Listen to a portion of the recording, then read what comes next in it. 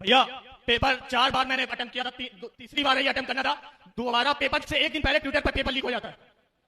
और जब आपने ये पैसा दिया, आपने ये मेहनत की, और जब आपने देखा कि आपकी मेहनत ट्विटर पे लीक हो गई, खत्म हो गई, तो आपको क्या लगा? भैया हम भी खत्म हो गए। कोई मेरा सहारा नहीं था भैया, पेपर लीक था भैया, कोई नहीं कर पाया। आप ही मदद करिए, हम सबके नायक हैं। तो ये है हिंदुस्तानी। भैया माइक मत खींचिए। कन्याकुमारी से कश्मीर हम चले 4000 किलोमीटर। लक्ष्य था नफरत के बाजार में मोहब्बत की दुकान खोलने का।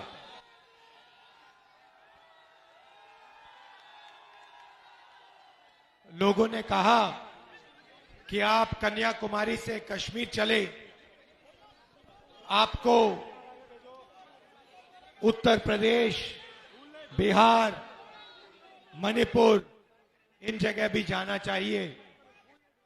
इसीलिए हमने दूसरी भारत जोड़ो यात्रा, न्याय यात्रा, भैया थोड़ा परे हो जाइए, न्याय यात्रा हमने शुरू की मणिपुर से महाराष्ट्र तक। भैया मेरा तार मत खींचिए। यूपी का अलग ही मजा है।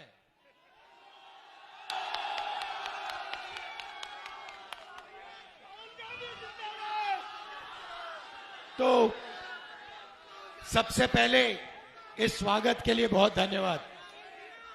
यूपी में जहां भी मैं देखूं पोस्टर मिलते हैं, बेरोजगारी, महंगाई और पेपर लीक।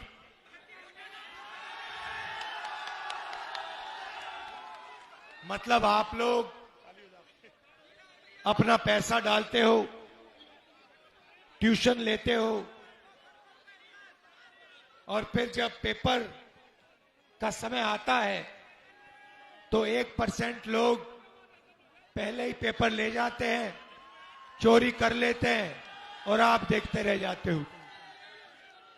पिछले भाषण में मैंने कहा कि हिंदुस्तान में पिछड़ों की, दलितों की, आदिवासियों की 73% आबादी है। और आप किसी भी संस्था को देखिए, हिंदुस्तान के सबसे बड़े बिजनेसेस को देखिए, कोर्ट्स को देखिए, जुडिशरी को देखिए, मीडिया को देखिए, आपको ये 73% जो लोग हैं, इनके लोग इन संस्थाओं में कहीं नहीं मिलेंगे। प्राइवेट अस्पताल के मालिक की लिस्ट देखो, उसमें एक पिछड़ा नहीं मिलेगा। बड़े बड़े कॉलेजेस, यूनिवर्सिटीज के मालिकों की लिस्ट देखो, उसमें पिछड़ा, दलित, आदिवासी नहीं मिलेगा। बड़े बड़े ब्यूरोक्रेट्स की लिस्ट निकालो, उसमें पिछड़े, दलित, आदिवासी नहीं मिलेंगे। तो राज सिर्फ 2-3% लोगों का हो रहा है। आप लोगों को महंगाई, बेरोजगारी सहनी पड़ती है, और ये जो 2-3% लोग हैं, ये मजे लेते हैं, अरबपति हैं, इनका हिंदुस्तान है। आपने राम मंदिर का इनॉग्रेशन देखा?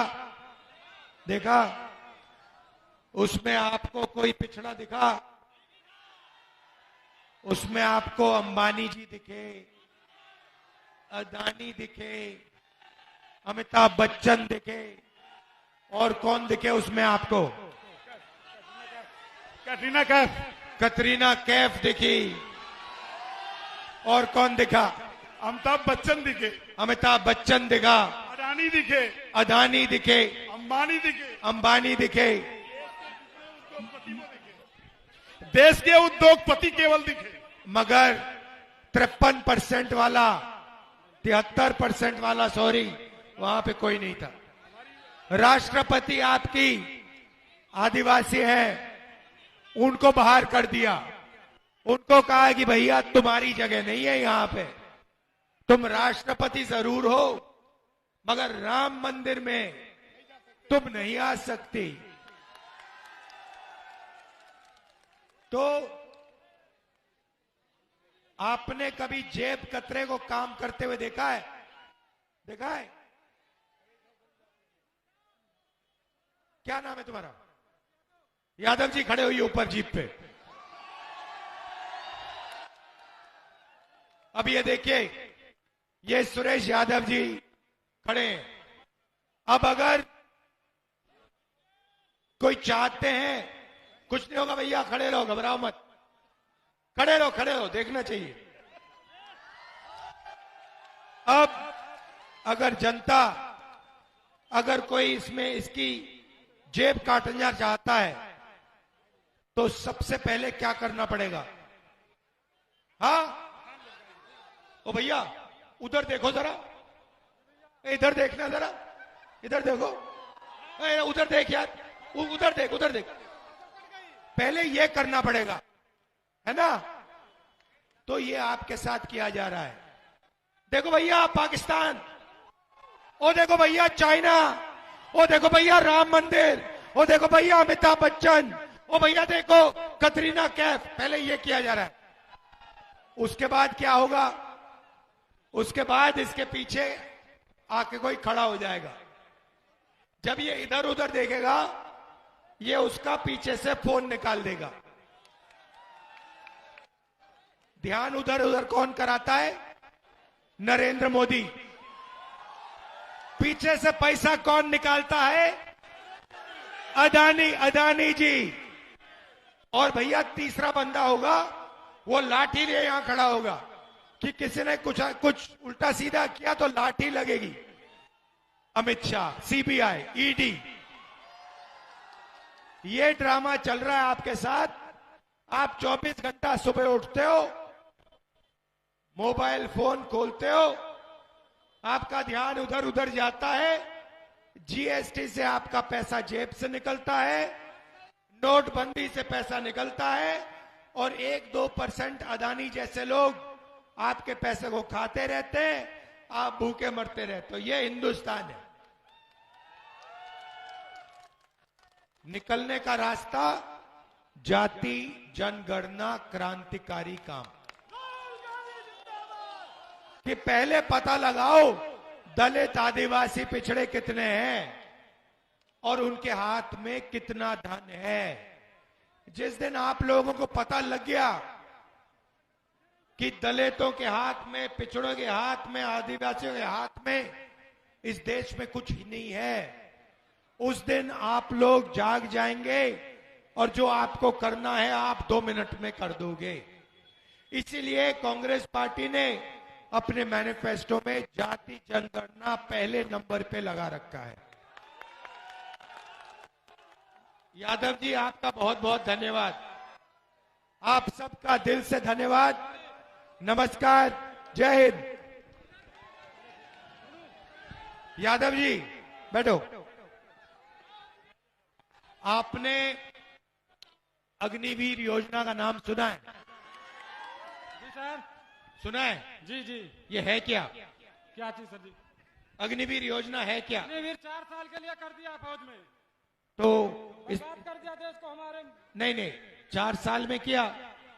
तो आपको मालूम है कि अब हिंदुस्तान में 2 तरीके के शहीद होंगे। एक, सेना वाला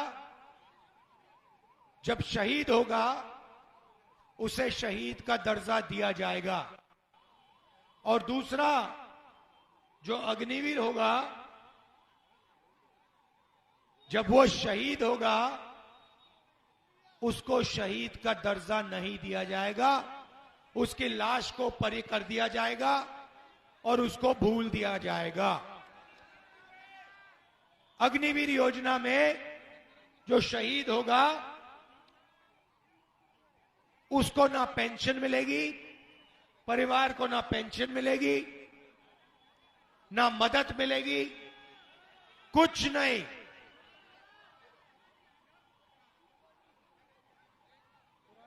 अग्निवीर कौन बनेगा?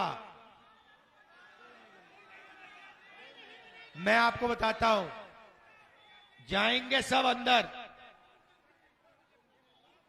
4 साल बाद 4 में से 3 को लात मार के बाहर भगा दिया जाएगा। कहा जाएगा तुम्हारी यहां कोई जरूरत नहीं है। और 4 में से 1 बंदा सेना में जाएगा।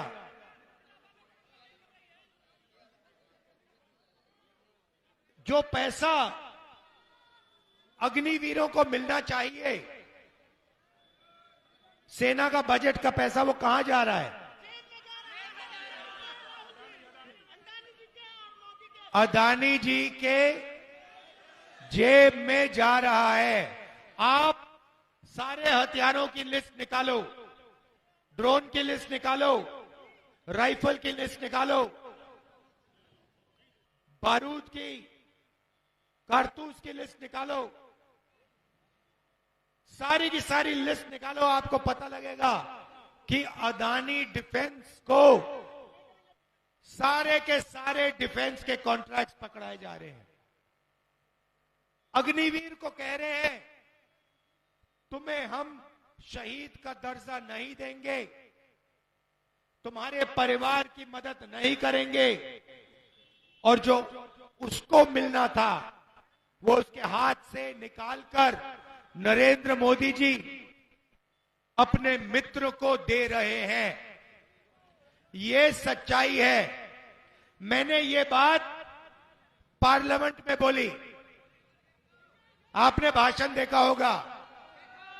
मुझे लोकसभा से निकाल दिया, मेरी सदस्यता रद्द कर दी।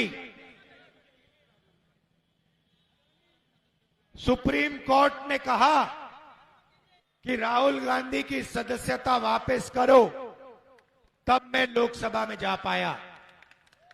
मेरा घर छीन लिया, 2 साल की जेल दे दी। जब मेरा घर छीना, मैंने उनसे कहा ले जाओ, मुझे तुम्हारा घर नहीं चाहिए। मेरा घर हिंदुस्तान के करोड़ों लोगों के दिल में है। मैं आपको दिल से धन्यवाद करना चाहता हूं और आपसे कहना चाहता हूं, आप अपने हक के लिए लड़िए, आप खड़े हो जाइए। ये देश आपका है, 1% का नहीं है, आपका है, किसानों का है, मजदूरों का है, छोटे दुकानदारों का है, बेरोजगार युवाओं का है। खड़े हो जाइए, जागरूक हो जाइए, जो आपका है ले लीजिए। धन्यवाद। जय हिंद। राहुल गांधी, अखिलेश यादव जिंदाबाद।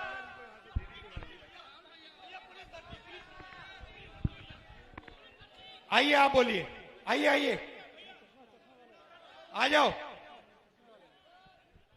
पुलिस भर्ती के बारे में आप बोलना चाहते हो, बोलो। लीक हो गया पेपर, पेपर देने गए थे वहां लीक हो गया। नहीं नहीं, आप जनता को बताओ, आपने एग्जाम लिया, आपने एग्जाम लिया, तो आप जनता को बताओ कि आपने कितने साल कोशिश की। सुनो सुनो, आपने क्या किया, आपने कितना पैसा अपना डाला, आपने कितनी कोचिंग ली, और आपको कब पता लगा कि पेपर लीक हो गया, आपको क्या लगा दिल में, ये जनता को बताओ प्यार से। भैया पेपर 4 बार मैंने अटेम्प्ट किया था, तीसरी बार ही अटेम्प्ट करना था। दोबारा पेपर से 1 दिन पहले ट्विटर पर पेपर लीक हो जाता है। और जब आपने ये पैसा दिया, आपने ये मेहनत की, और जब आपने देखा कि आपकी मेहनत ट्विटर पे लीक हो गई, खत्म हो गई, तो आपको क्या लगा? भैया हम भी खत्म हो गए। कोई मेरा सहारा नहीं था भैया, पेपर लीक था भैया, कोई नहीं कर पाया। आप ही मदद करिए, हम सबके नायक हैं। तो ये है हिंदुस्तान के युवा की हालत। पेपर लीक, बेरोजगारी, महंगाई, इन चीजों का आपको सामना करना पड़ रहा है। आप सबका धन्यवाद, आपका धन्यवाद। नमस्कार, जय हिंद।